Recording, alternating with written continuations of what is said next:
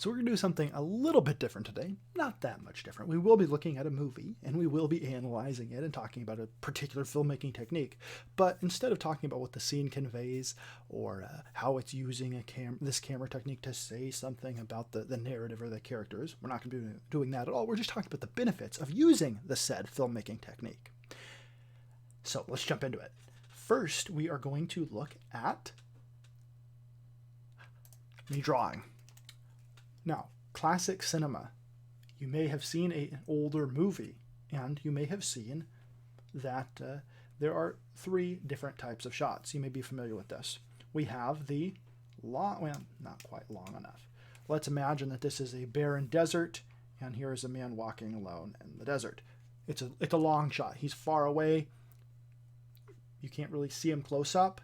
And then you have a medium shot, where he's a little bit closer. You still see most of his body or all of it. He could be in a room walking around. And then you have a close-up, which is, probably a lot less of his body, maybe just his face. If it's an extreme close-up, those are the 3 types of shots that you usually going to see. Now, in most scenes where there's dialogue or characters are having a long discussion, or just most scenes in general in classic cinema are going to be this one, medium shots. You're going to save a long shot or a close-up for a specific time, a specific reason. Look at the movies of John Ford. Sometimes, if he wants to really emphasize something, he's going to start in a medium, and he's going to dolly in the camera. He's going to move in the camera to a close-up. Right? He's trying to tell you this is important, or this is an important character, or trying to introduce a character and make an impact. That's what he would do, right? So he's saving these close-ups for a specific reason. Now, in modern cinema, almost said cinema, you have a lot more close-ups. Just the style of filmmaking has changed. They want a really dynamic look to it, or a lot of moving shots, moving pieces. They're going to have a lot of close-ups. And they're going to have, if there's a heavy dialogue scene, they are going to have reverse shot, right? So you have 2 characters talking, and you'll see this shot where you're looking over this person's shoulders, right, at this person's face. So you see the back of their head and this person's face, and you have them talking. That's a scene that you'll see a lot of. That's one way to do it, right? And you can do something called coverage. All right, so what is coverage? Coverage is shooting this scene with them talking with multiple cameras. So you don't just set up this camera and have this person talk, set up a camera here, have this person talk, shoot all of their scenes while this person, recites their lines, whatever, and you only have one camera. With coverage, you have multiple cameras set up. So let's say these people are sitting down at, a booth in a restaurant. Here's a table. It's not the greatest drawing, I admit, but we're going quick, right? So there's the booth. Here's the people. They're talking, blah, blah, blah. You have a shot like this. That's the number 1 shot, right? A medium shot on the people, showing their relation to each other in terms of space, how close and how far away they're, the interaction, where they're at, showing their location. And then you have the cameras like this, 2 cameras shooting them. Let's look at them from the top, right? So here's the people, they're sitting at the table, and we have a camera here shooting over this person's shoulder, and then a camera here shooting over this person's shoulder. So we see this person and this person, this person and this person, and then we have that camera down here, of course, shooting that other shot. That's coverage. You have multiple cameras set up for one scene.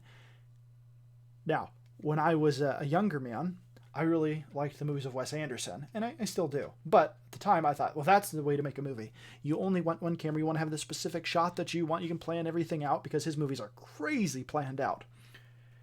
If you look at a Wes Anderson movie, everything in almost every shot is going to be symmetrical. Whatever the focus of the scene is, or the character in the scene, they're always going to be, almost always, not every time, but almost always, in the middle of the shot, especially his newer films. And everything on the side is going to be symmetrical. That's the way he likes to make his movies. It works. Sometimes it's a little distracting. Once you see it, it can't be unseen. So sorry if I ruined it for you.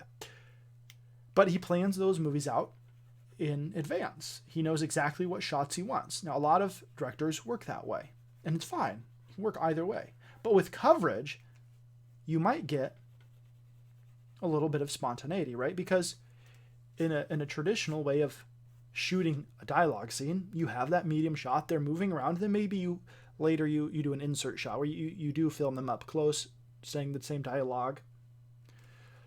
And you film it later.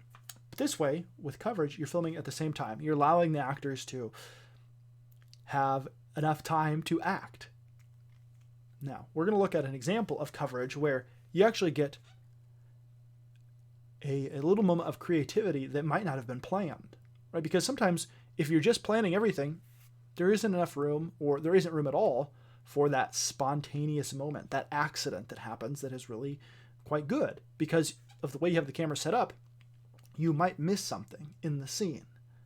If you have a particularly large scene with a lot of actors or extras moving around and doing things, but you don't have a camera close up on one character as the scene is playing out, you might not get their reaction. That might be something you want in your film. So with coverage, you have cameras, maybe you have you have characters and they're in a scene, right? Let's say they're having an argument in a crowded room and there's lots of people around. Maybe there's people that we actually know. Like there's extras milling around, a lot of extras, but there's also, these characters are people that are actually part of the movie. If we have a camera on these people having an argument, but we also have handheld cameras, mobile cameras that are looking at these people or have close-ups on these people and are actually looking for things, we have other cameras, you might get a reaction here to what these people are doing that is better than if you just had this camera set up. But you don't know if you don't have coverage. So now we're going to look at a scene that supposedly this happened in, all right, where a happy accident that enhances the film actually happened, according to the the audio commentary on the DVD that I've watched multiple times because it's a great audio commentary and a great movie. So let's just pull this up here.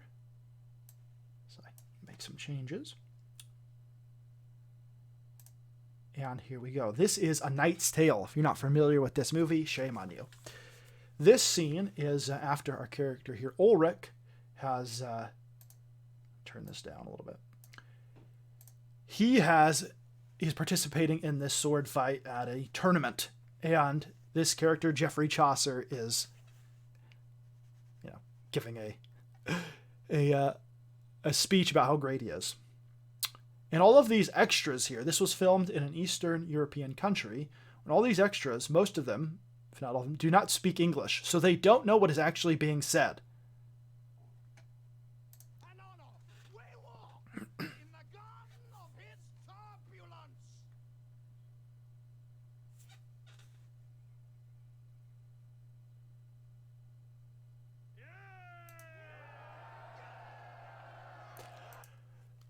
So we think that's a funny joke, right?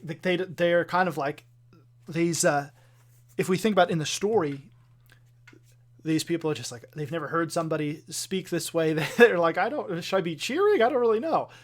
And then one of the friends of those characters looks around and says, yay, right? And it's a funny scene. It's a funny scene. Supposedly, this was not planned. This was not a planned thing. And Mark Addy, the actor that says, yay, right there, and then causes everybody else to cheer. Wait, let's go back. That character, Mark Addy,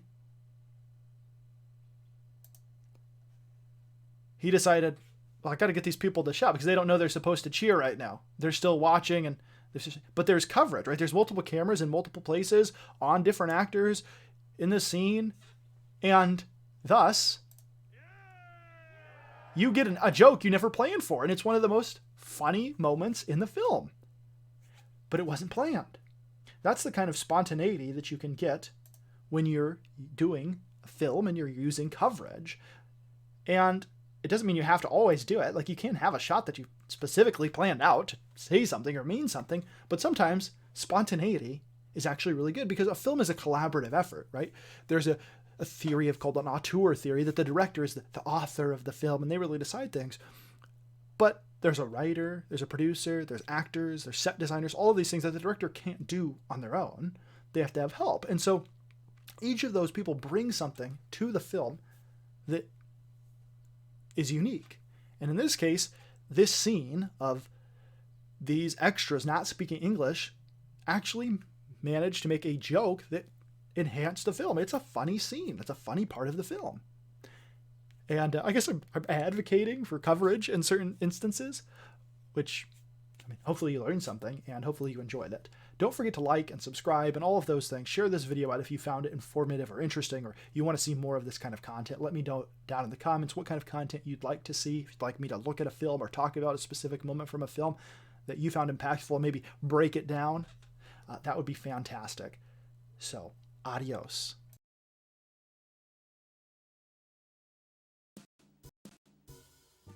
Explosion! Fly,